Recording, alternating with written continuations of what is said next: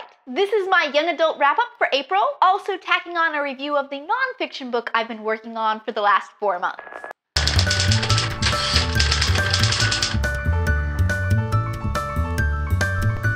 First off, Jennifer L. Armentrout's newest book just came out on April 15th.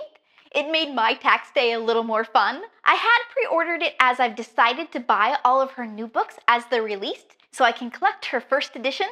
I personally call this a YA thriller, and it does not disappoint. I'm usually a little too cool for school with thrillers. Trying to get me on the edge of my seat? I will not be manipulated.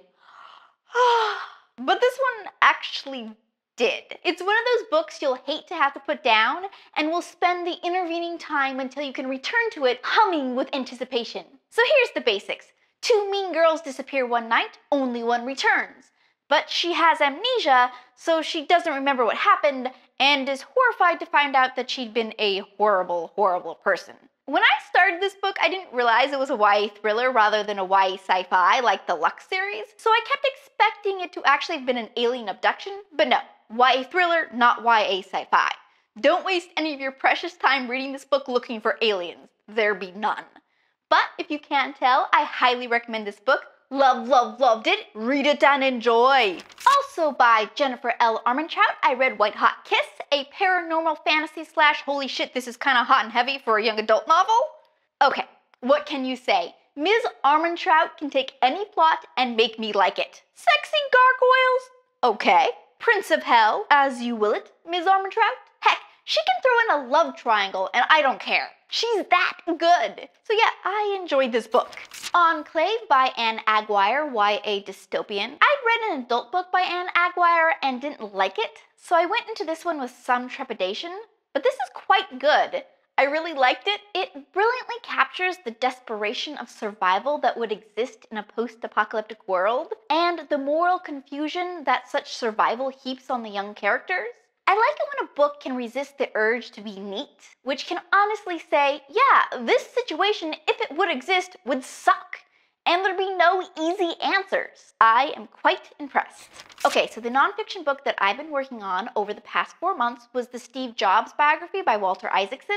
Its big was like 656 pages, but the read is more than worth it. It's a fascinating story of a brilliant, eccentric, but often cruel man. It's really amazing to me how universally his friends and even his family acknowledged his cruel streak, and not in a justifying way either. It was a popular question in the media when the book came out. Was Jobs justified in being cruel, as it resulted in such great products? And what his friends and family seem to say in this book is that the great products didn't result from the cruelty, the products resulted despite of the cruelty. While Jobs needed to be decisive, and often, yeah, that's not going to make a lot of people happy, he could have done it without the cruel pleasure he often seemed to take in hurting others. And everyone in this book talks very frankly about that. There's little trying to sugarcoat it, which makes for an amazing, amazing read. His friends and family, especially his wife, wanted to make sure the book captured the real Steve Jobs, not the mythos of Steve Jobs. And I think it does that quite brilliantly. Here is a man who created magic in a lot of ways, but was an incredibly complex man whose need for control drove him to control his diet to the point of most likely an eating disorder, and whose stubborn belief in the impossible made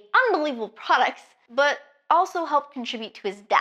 Seriously, if you're going to pick up a biography, this is a great choice.